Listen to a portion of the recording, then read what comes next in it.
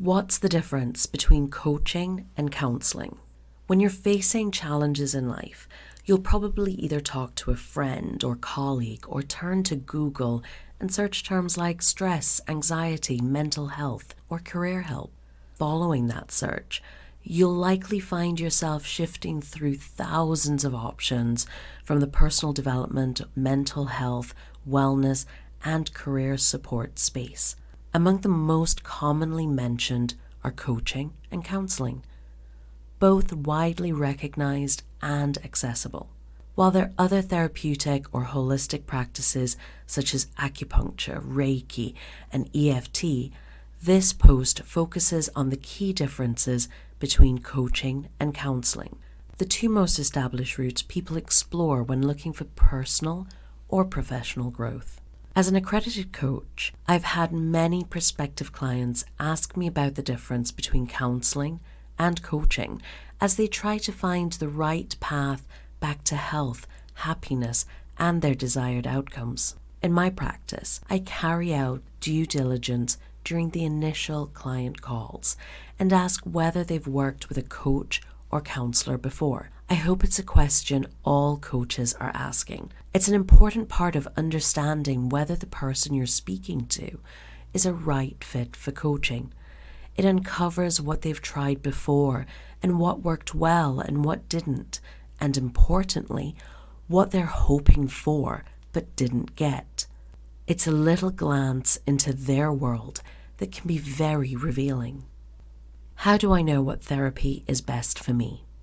Both counselling and coaching are valid forms of therapy and support. They both aim to assist individuals in improving their lives. However, they differ in purpose, methodology, and scope. All potential clients need to be clear on the differences so they can select the appropriate path. Let's consider the definitions of both. Coaching. The Association for Coaching usefully gives us a definition for many different coaching niches. It defines a personal life coach as a collaborative, solution-focused, results-oriented, and systematic process in which the coach facilitates the enhancement of work performance, life experience, self-directed learning, and personal growth of the coachee. Counselling. The British Association for Counselling and Psychotherapy describes counselling as a talking therapy that involves a trained therapist listening to you and helping you find ways to deal with emotional issues. Key differences: focus and orientation. Coaching primarily is about looking to the future. A professionally trained and hopefully accredited coach assists individuals in setting and achieving specific goals, enhancing performance, and developing a positive mindset and realizing their potential. Coaches facilitate self-discovery and strategy development to overcome obstacles and attain desired outcomes. Counselling often addresses past and present experiences, aiming to help individuals understand and resolve emotional issues, traumas, or psychological conditions. Counselors provide a safe space to explore feelings and behaviors, fostering healing and personal growth. Training and accreditation. Coaching. The coaching industry is less regulated, with various certification programs available. Training can range from short courses to extensive programs, and coaches may come from diverse professional backgrounds. Professional coaches serious about building a credible practice seek out accreditation from an independent body such as the IAPC&M. If you're looking for a coach, find one who is independently accredited that will give you the security of knowing you are working with a trained, qualified specialist and you will be in safe hands. Counselling. Counsellors undergo rigorous education, typically earning a degree in counselling or a related field, followed by supervised clinical practice. They must adhere to ethical standards set by professional bodies, ensuring a high level of competency and accountability.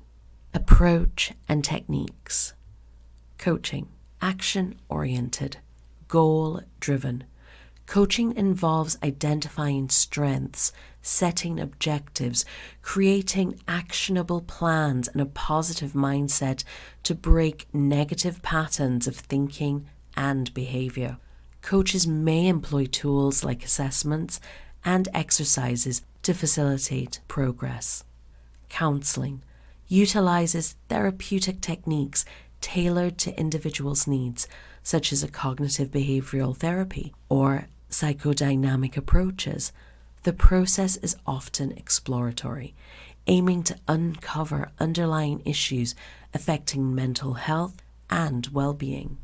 Nature of the relationship. Coaching. The coach-client relationship is collaborative, with the coach acting as a facilitator and accountability partner.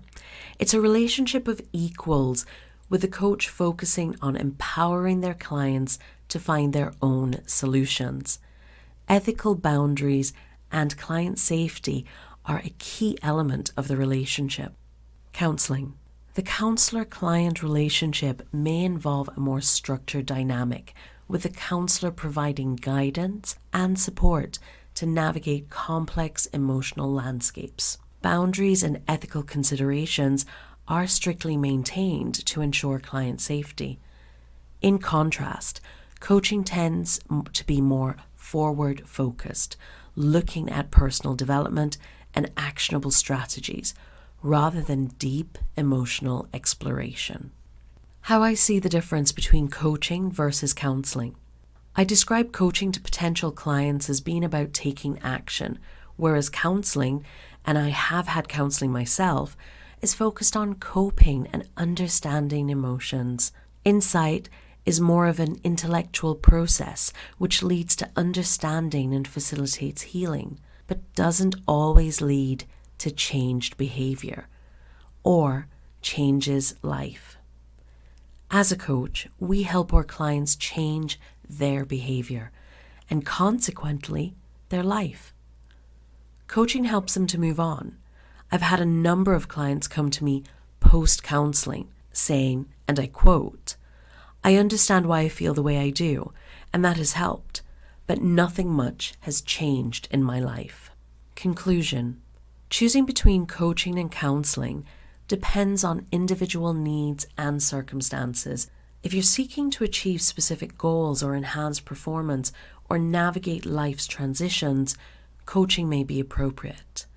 Conversely, if you're dealing with emotional distress, psychological issues, or seeking to understand past experiences, counselling could be more suitable.